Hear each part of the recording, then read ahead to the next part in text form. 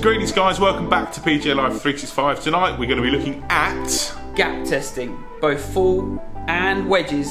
We're going to get a lot of detail this evening. Yes.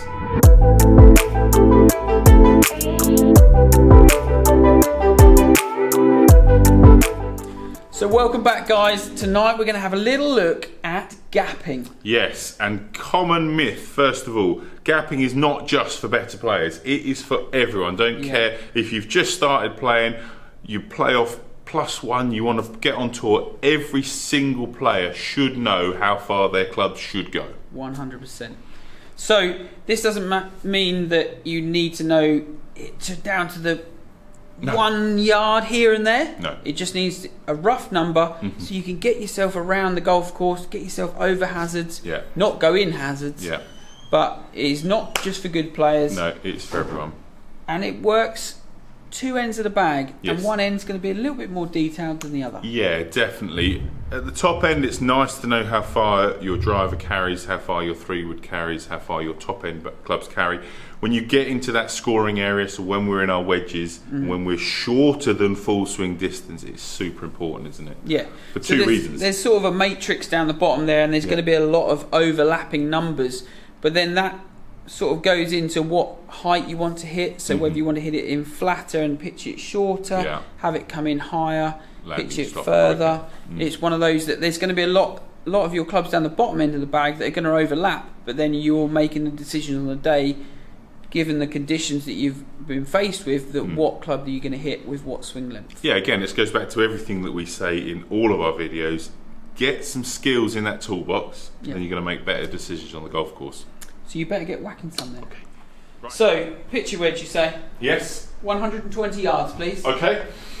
So Simon has a chart here that gives him all his carry distances, and we will only be dealing with carry distances. Yes, and so you can see they're all 5s and 0s on there.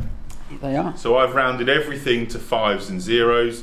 So I'm only interested in 5s and 0s at this point. I'm not good enough to worry about an individual yard. There's a quick reference so I can decide what club to choose before I choose any elements, before I worry about wind conditions and all that stuff. Also, just a side note on this, anybody that takes a long time over picking clubs for shots, this makes it so much easier. You're literally like, okay, 165, 6 iron. There are decisions been made for you, like 2 practice, 3 practice things, whatever you're going to do, in and gone. And also it builds up that confidence because you've proven in here with a launch monitor or outside if you've paced it out, measured it, however you've done it. Well done if you've done that as well. Yeah, exactly. Congratulations if you've done that. That you've done this before. Yes. And again, it's that back catalogue of confidence, isn't it, and memories. Right, come on, that's enough jibber jabbing. 120 yards. 120 yards, please.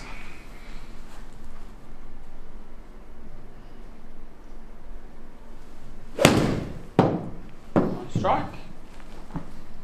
Yes, really looking down the bottom corner of the screen. Pulled it a little, so it might be a little long. 122. 122, so happy with that. So you know that a pulled shot potentially would go a little further. So yeah, I'm happy with that. 122. Good. Oh, that sounded good as well. That's a bit right as well. Okay. I'm quite sure that one quite as well. 115.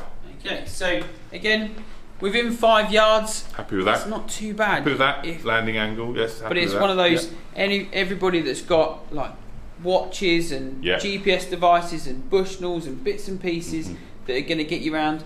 Now all of a sudden, if you know the front of the green is 100 yards, that covers it. Very, very safe shot to cover that distance. Good.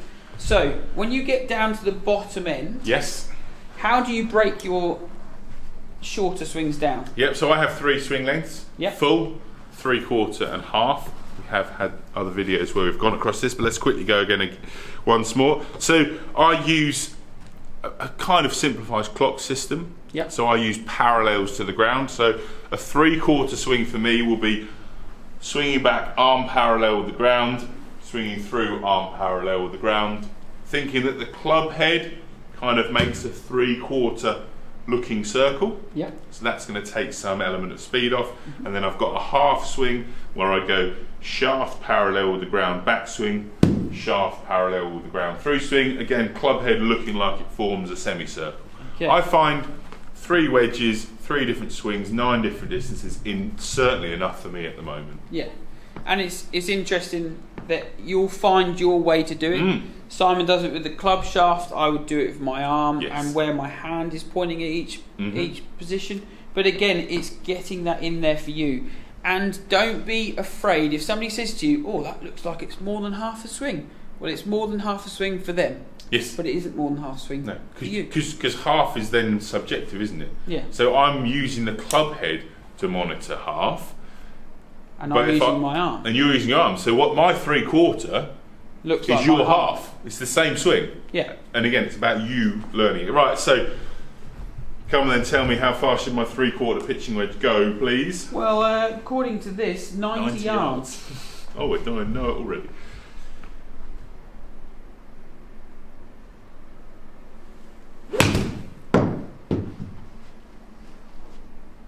Oh, 92.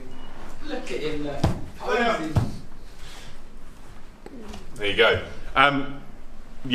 Right swing length? Yeah, exactly. Really good on the way back. Controlled the pace. And that'd be the thing when you get into these shorter swing lengths. It's just controlling that pace, not trying to get to there and then absolutely destroy it on the way down. It's just getting used to that.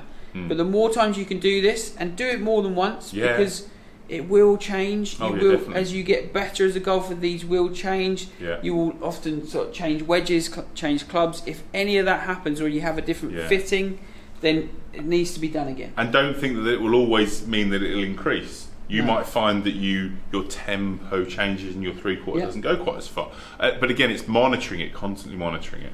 And the one thing I will say about these distances is they will be affected, especially in this country, by that stuff outside called weather. Yeah, definitely. This time of year, you'll notice that the ball isn't going as far. The ball is colder, the air is heavier, you're wearing more layers, the metal in your club is colder. All of these things contribute to the ball not going as far. So be aware of that. And monitor it on the way round. Yeah, work off of this, and if it keeps coming up 5 yards short, then you know that winter yardages would be 5 yards less than what you've got written down. Good. Hope you enjoyed that, guys. I certainly enjoyed that because I hit some nice shots. You did hit some nice shots. Very good. So, guys, as always, thanks for joining us down here at PGA Life. If you'd like to click on the subscribe button, hit the bell icon. That will get you all of our content, and we'll see you down here on the channel again very soon. Bye-bye.